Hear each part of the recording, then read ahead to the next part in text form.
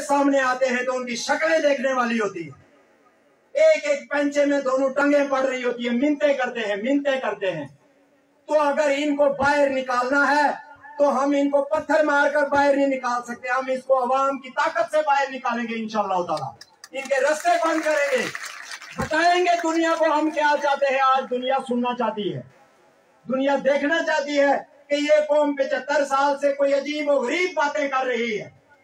اس کے رہنما آتے ہیں اقوام متحدہ کی اسمبلی میں تو کہتے ہیں جی ہمیں حق دے دیں، ہم فیصلہ کریں گے، ہم یہ کریں گے، ہم جس کے مرضی ساتھ جائیں۔ بھئی آپ کا اپنا گھر ہے، آپ کی اپنی زمین ہے، میں یہاں کسی کو کہتا ہوں نا کہ وہ کھڑا ہو کے یہ بولے اپنے گھر میں کہ میں فیصلہ کروں گا کہ اس میں چودھری امجد کا حصہ کتنا ہے اور چودھری اسلم کا کتنا ہے، کبھی بھی کوئی نہیں کہے گا کہ میرے گھر میں کسی غیر کا حصہ ہے، یا کوئی دوسرا اس کو جا کے بولے کہ اچھا تمہیں حق دیتے ہیں، فیصلہ کر لو کہ ڈرائنگ روم تم نے پڑوسی کو دینا ہے اور بیٹھک تم نے فلانے کو دینی ہے، کوئی نہیں مانے گا۔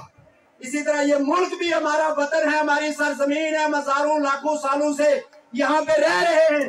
ان پہاڑوں کو ہم نے آباد کیا ہے، یہ دریا ہمارے دم سے رواں دواں ہے، یہ سڑکیں، یہ رونقیں، یہ جنگل، یہ پہاڑ، یہ پربت، یہ ہم نے آباد کیے ہیں، ہماری ملکیت ہے یہ، ہم اس ریاست کے باشندے اور مالک ہیں۔ کوئی چیچو کی ملیاں والا یا کوئی مدراس والا یا دہلی والا یا کراچی والا یا پنجاب والا یہاں کا مالک نہیں ہے۔ ہم کسی سے نفرت نہیں کرتے ہیں، ہم کسی کو وہ نہیں کرنا چاہتے ہیں، لیکن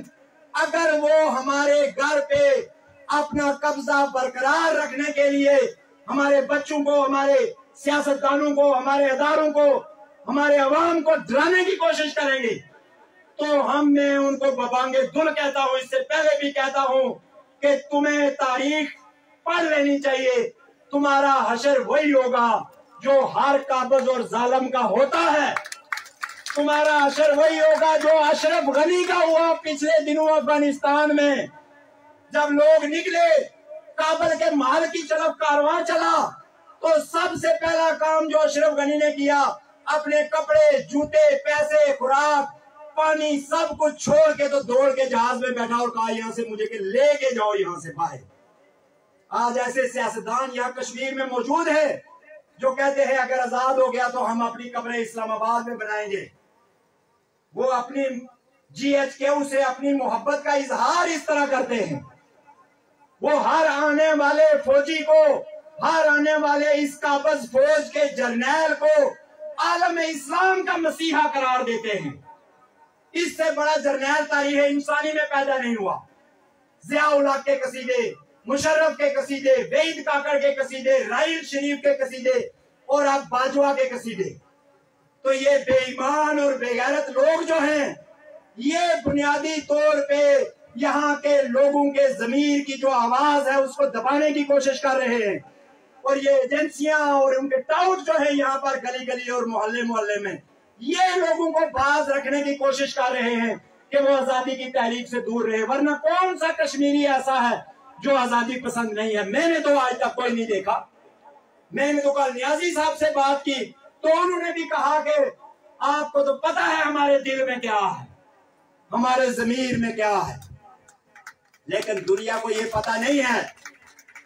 دنیا چاہتی ہے کہ آپ اظہار کریں، ایسے ہزاروں لاکھوں لوگ موجود ہیں جو اظہار نہ کر پائے اور اپنا محبوب جو ہے وہ کھو دیا۔ تو یہ ریاست، یہ آزادی کی تحریک جو ہے یہ ہمارا محبوب ہے، ہمیں بتانا پڑے گا کہ ہمیں تم سے محبت ہے، اس کے بغیر کام نہیں چلے گا۔ کوئی دوسرا بیاہ کر لے جائے گا، بیٹھے ہوئے دیکھتے رہو گے اور پھر بعد میں مجنوں بن کر گلی گلی پھرو گے، وقت ضائع ہو گیا، ہم نے کیا کیا، وقت پہ جو ہے وہ اظہار نہیں کیا۔ تو اس محبت کا اظہار کرنے کے لیے اور اس کو طاقت بخشنے کے لیے 22 جولائی کو ہم جو ہے وہ وہاں پہ جا رہے ہیں تیتری روڈ پہ۔ وہاں ہم میں سے کسی کی شادی نہیں ہے، نہ ہم میں سے کسی کو وزیر بننا ہے،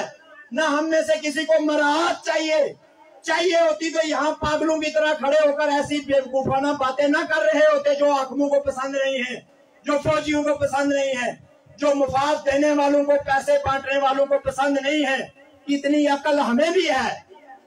کہ کون سی بات فائدے میں ہے اور کون سی نقصان میں ہے، لیکن جب قوم آ جاتی ہے، جب غیرت آگے آ جاتی ہے، जब बाप की पग सामने आती है तो उस वक्त समझौता नहीं हो सकता है, उस वक्त पीछे नहीं हट सकते। यही मसला यासीन मलिक के साथ भी है।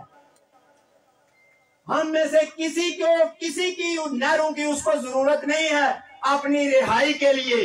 कि मैं तो गिलानी जुलूस निकालेगा तो इंडिया पे प्रेशर पड़ेगा और यासीन मलिक रिहा हो जाएगा। यासीन मलिक अपनी रिहाई खुद मैनेज कर सकता है।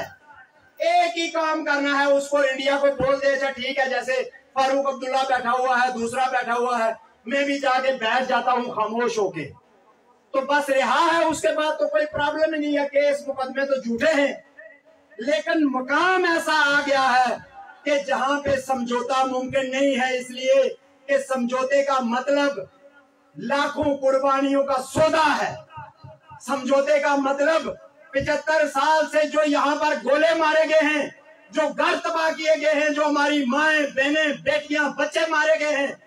जो बेघर किए गए हैं, जो 4 नस्लों ने हिजरतें की हैं यहाँ पर, जो कॉलोनियां जो है वो यहाँ पर महाजरों की अपने ही वतन में हिजरत करने वालों की भरी हुई है। समझौते का मतलब उन सब से गद्दारी है, समझौते का मतलब बेगैरती है।